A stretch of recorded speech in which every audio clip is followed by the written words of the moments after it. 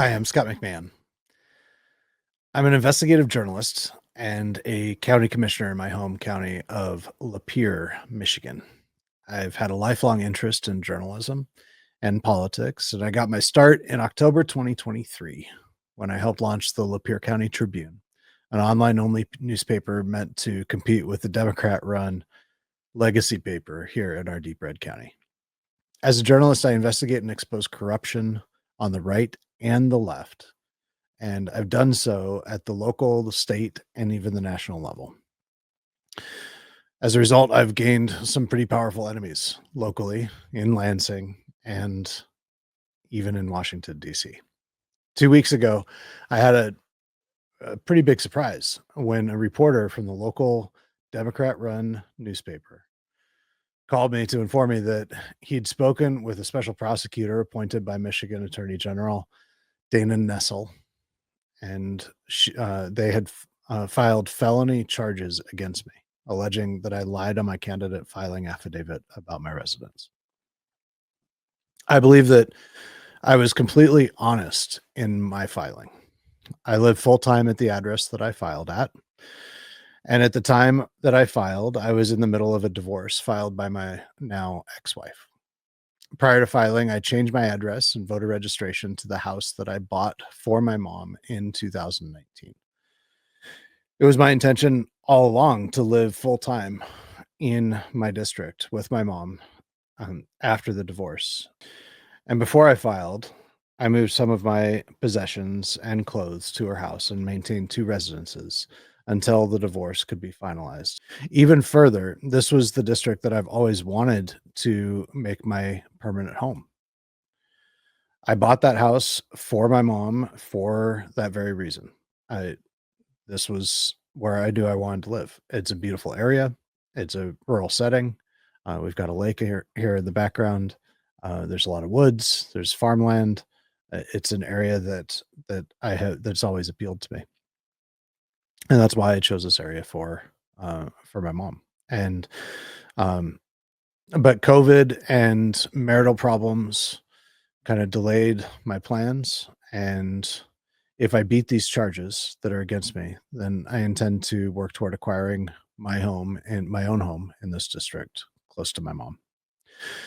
The same people who filed the criminal complaint against me also raised up a candidate to run against me in the general election, and I won with 75% of the vote, a larger margin of victory than even Trump had in our deep red district. I'm grateful to my constituents for their trust, and I've been working hard to represent them faithfully as their commissioner. These charges against me are serious, and it's a felony offense with up to 5 years in prison. I have three young sons, ages 6, 10, and 12. I have equal parenting time with my ex-wife, and as a single dad, they depend on me greatly, especially for their education and spiritual guidance. We've never been apart for more than a week, and the possibility that I could go to prison is very scary to them and to me. My mom also depends on me greatly. She's my closest friend and one of my heroes. She's 76 years old, and it's my intention to be her lifelong caregiver. Only about 24 hours after I learned about these charges from the local reporter, it was not yet public record, and I hadn't been informed about these charges.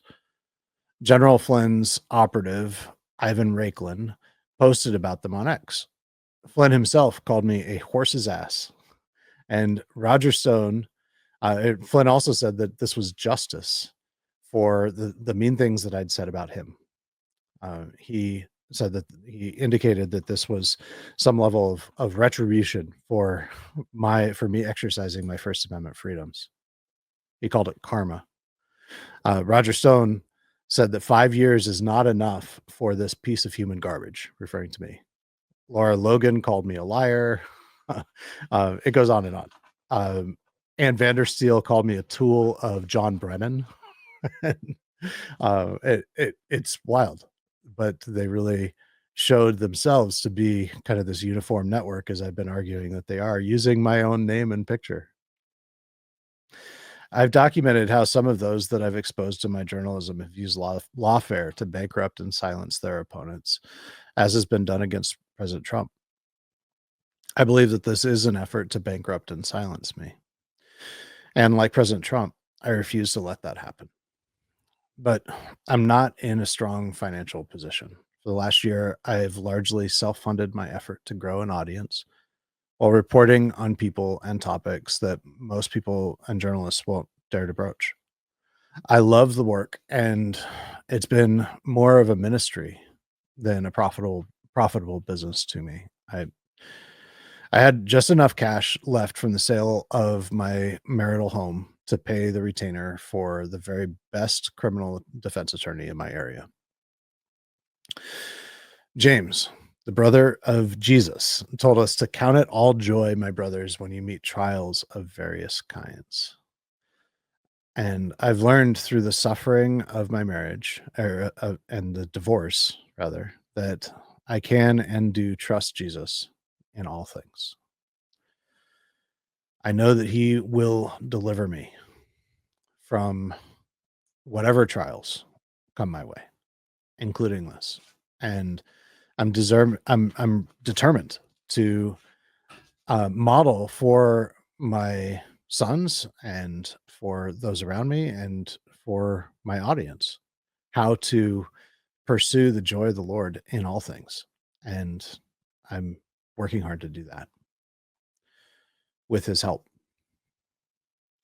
Among the blessings of a trial like this is that I get to know who my enemies are, but even more so, who my friends are. I've been deeply touched by my many friends who have reached out to me to encourage me and offer support.